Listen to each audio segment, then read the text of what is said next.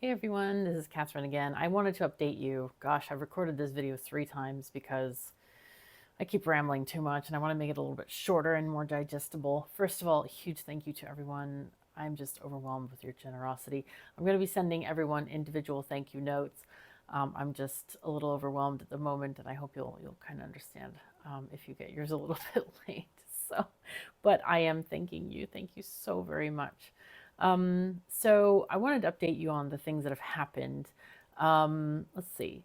I'm going to kind of cut the meowy stuff, and we'll just kind of focus on the important things. So yesterday I went to Huddinge sjukhus, which is a sick house, a hospital. Sick people go there. It's kind of nice. But anyway, yeah, and that's what hospitals are called here. So anyway, I actually recorded my journey with the taxi. If you want to see some Swedish countryside in the forests, do check out that video on my other channel. But anyway, I went over there and I found out also that it's part of the Karolinska Institute, which is very, very well thought of, world renowned for their medicine and high tech and good stuff. They're like at the forefront of medicine. And so I went there for my ultrasound scan. They scanned my carotid arteries to find out what was going on. Um, and later we did get some information that one of the arteries is 20 to 50% blocked. And I was like, huh. They spent an hour taking these scans. How is it between 20 and 50? Like, that felt weird. Like, what is this number? Where's the rest of the number missing that's the exacting part of this? But anyway, and I thought that, we're supposed to have this surgery tomorrow. Well, no, they're going to take another scan tomorrow. They didn't tell me exactly what kind of scan it is. But I'm also supposed to meet the surgeons tomorrow as well. And they want to talk to me about the surgery and stuff. And so we'll see what that looks like. But apparently they haven't lost anybody from this. So like the mortality rate is 0%, which makes me feel a lot better. And I know that there's a lot of safety measures they put into place so you don't like die. But still, it's your carotid artery. It's like scary, like really scary. They literally clamp it off, cut it open, dig out the plaque, and sew it back together. Yeah. But anyway, yeah, that's the thing.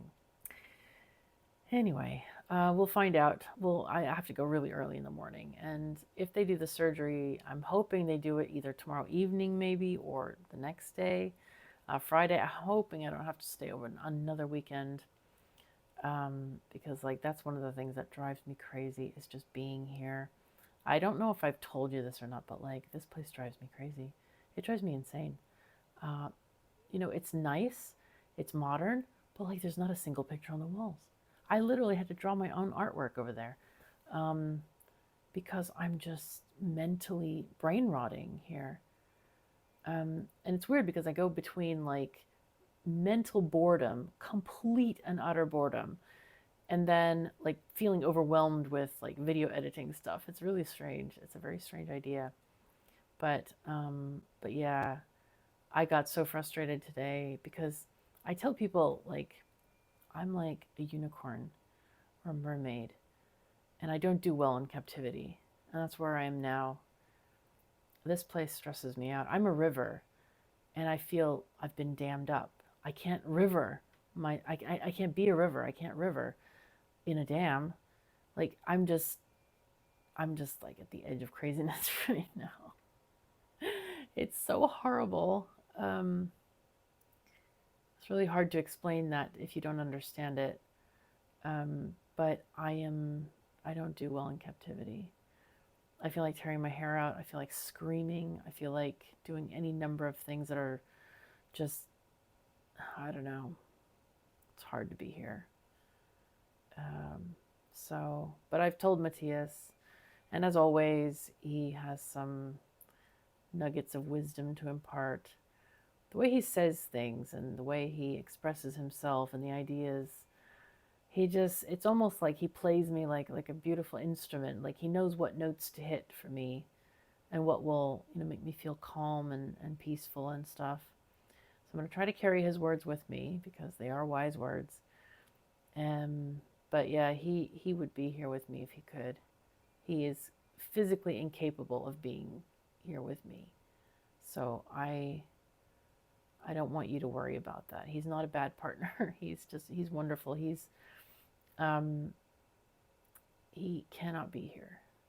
But we're in communication, so I'm able to talk to him about stuff that's going on, so that's good. But anyway,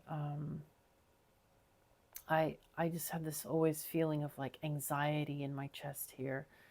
And I know it feels like my heart is like racing. And I know it's not because like they've taken my blood pressure when I've had this like sort of anxiety in my chest. I don't get anxiety, right? That's not a thing for me. But here I've had it almost every single day and it feels very uncomfortable. I've had stomach pain, I've had like this heart pain and racing. But I mean, it's not real because they don't catch it on the monitor, you know. But it feels very bad. And yeah, I feel like I'm going crazy.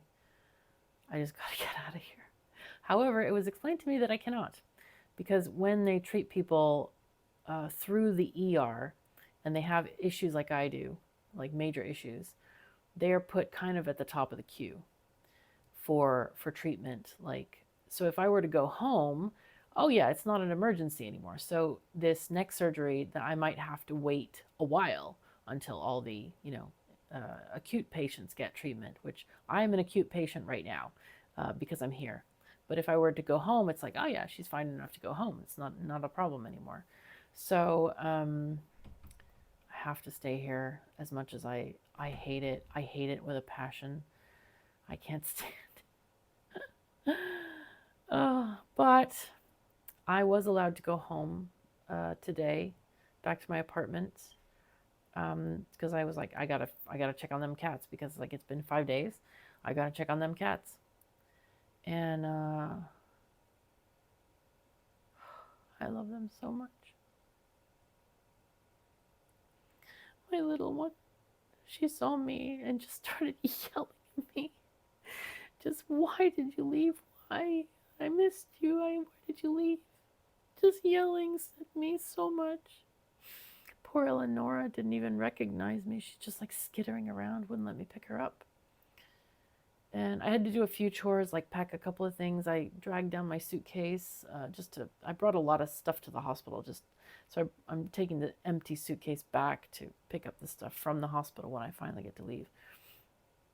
And finally, it took a little while, but like Emma finally settled on my lap. I just watched some random YouTube crap and she just sat with me. And I just love that little bunny. She's my girl. She missed me so much. And they had plenty of food and water. They weren't in danger of dying, but she misses me. She's such a baby. She's my bud. Finally, she was on my lap. I just felt my heart getting calm and peaceful, finally. After a whole week of just being so overstressed, I can't stand it.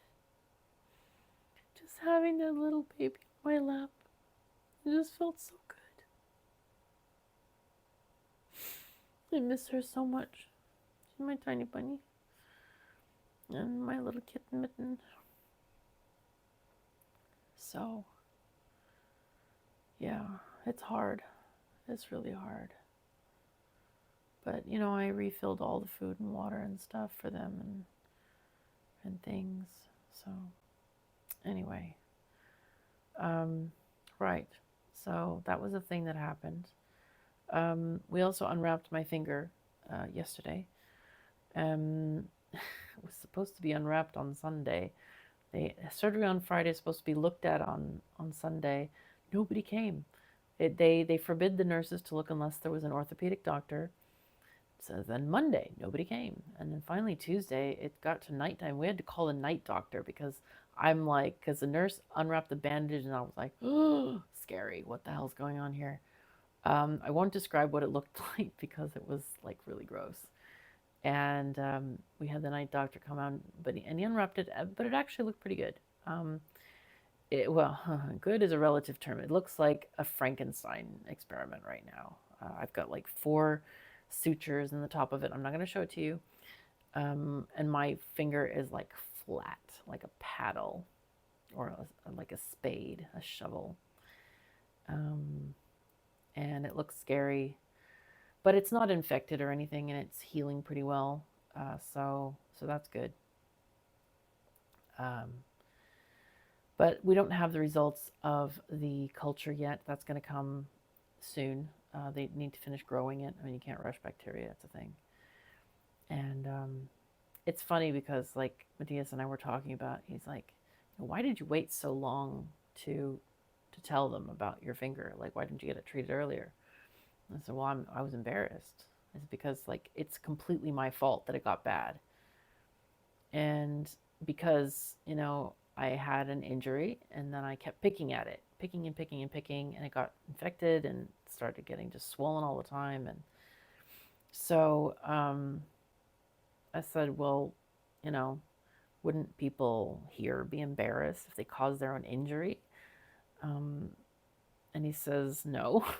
He says, no, they'd show up and say, I've been an idiot and I didn't leave it alone and now it looks like crap.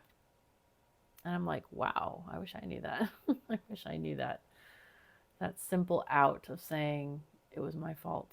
But I think it's the whole growing up in America thing where it's your fault, you should be embarrassed of it, and you got to pay for your problems. Or but it wasn't even that. It was just like, I think it's the picking at it. It's kind of like scraping off a scab kind of thing. It's like you don't want to admit to picking at it.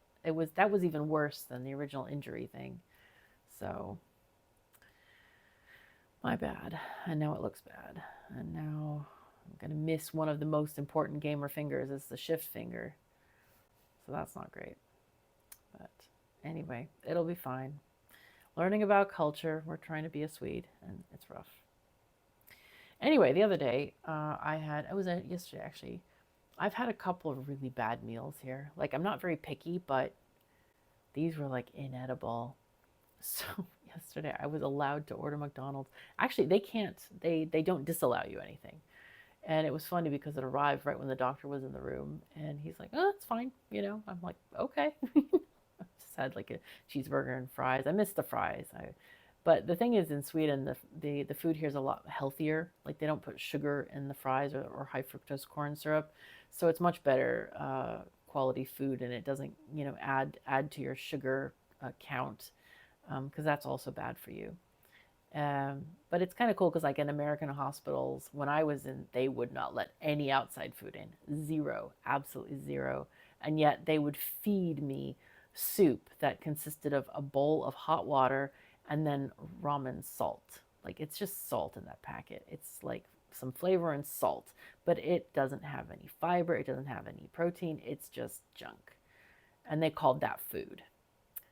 So I was not impressed with American hospitals. Yeah. Anyway, um, I also decided today I had another weird meal, but I decided to go a little bit cheaper and I ordered like groceries. I ordered some peanut butter and also some bread and jelly. So peanut butter jelly sandwiches. And I would have loved to have cold cuts or like, vegetables. I like vegetables a lot, but I don't have a fridge. So I had to get something that's non-perishable and I can just keep in the room. I even looked up, does jelly spoil after, how frequently do you have to fridge it? Apparently you can keep it at room temperature for a month, which I was like, okay, cool. I'm not going to be here a month, so by the time I can put it in my fridge when I get back. But anyway, that was a thing. Um, and then one of the things I also have been hearing about is a lot of Swedes and other Europeans wishing me good good luck and all the good health, and aren't you feeling good that you're in a place where it's not going to break your bank? Yes, I am.